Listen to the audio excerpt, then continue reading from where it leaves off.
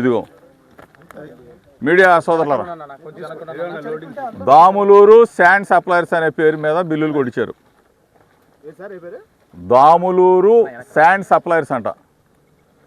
దీనికి సంబంధించి ఎవరో ఇది కొట్టించింది, దీని వెనకున్న పాత్రదారులు ఎవరో, సూత్రధారులు ఎవరో, ఇక్కడ ఉన్న స్థానిక ఎమ్మెల్యే మీకు తెలుసు కదా, పావలా ప్రసాద్ నేతృత్వంలో జరుగుతున్న ఇసుక దోపిడీ. పావలా ప్రసాద్ అక్రమ ఇసుక దోపిడీని ఒకసారి మీడియా మిత్రులందరూ కూడా రాష్ట్ర ప్రజలకు తెలియజెప్పండి.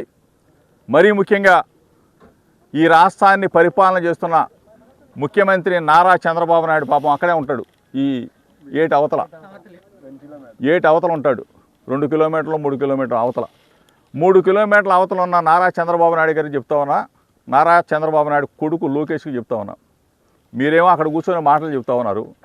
ఇక్కడేమో మైలవరం ఎమ్మెల్యే కృష్ణప్రసాద్, పావలా ప్రసాద్ అక్రమంగా ఇసుక మొత్తం కూడా లూటీ చేస్తూ ఉన్నాడు. చూశారు కదా, లారీలు, పొక్కు లైన్లు ఏ విధంగా మొత్తం కూడా కొన్ని వందల లారీలు, అంటే ఇప్పుడు ప్రజెంట్ నైట్ అయ్యేసరికి 100 లారీలు ఏ విధంగా ఇసుక మాఫియా చేస్తూ ఉన్నాడో ఇతన్ని ఇమీడియట్గా పావలా ప్రసాదే కొట్టించాడు. ఇది దాములూరు శాండ్ సప్లయర్స్ పావలా ప్రసాద్ నేతృత్వంలో జరుగుతున్న ఈ ఇసుక దోపిడీని రాష్ట్ర ప్రభుత్వం, ముఖ్యమంత్రి వెంటనే స్పందించమని చెప్పేసి కోరుతా ఉన్నా.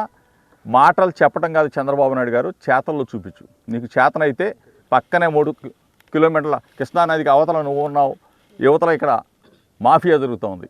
దీన్ని అరికట్టమని చెప్పేసి నిజంగా నిబద్ధతతో నీతి వాక్యాలు చెప్పే చంద్రబాబు నాయుడు గారికి, నీతి వాక్యాలు చెప్పే చంద్రబాబు నాయుడు కొడుకు లోకేష్ని పావలా ప్రసాద్ మీద చర్యలు తీసుకోమని చెప్పేసి, దీనికి సంబంధించిన ఒకటే కాదు, దాములూరులో ఒక్కటే కాదు, కొత్తూరు, తాడేపల్లి, వెలగలేరు, వెల్లటూరు, కొండపల్లి, ప్రతి చోట కూడా పావలా ప్రసాద్ గనులు మొత్తం కూడా భూగర్భ జలగాలు అడుగంటే విధంగా దోచేస్తూ ఉన్నాడు.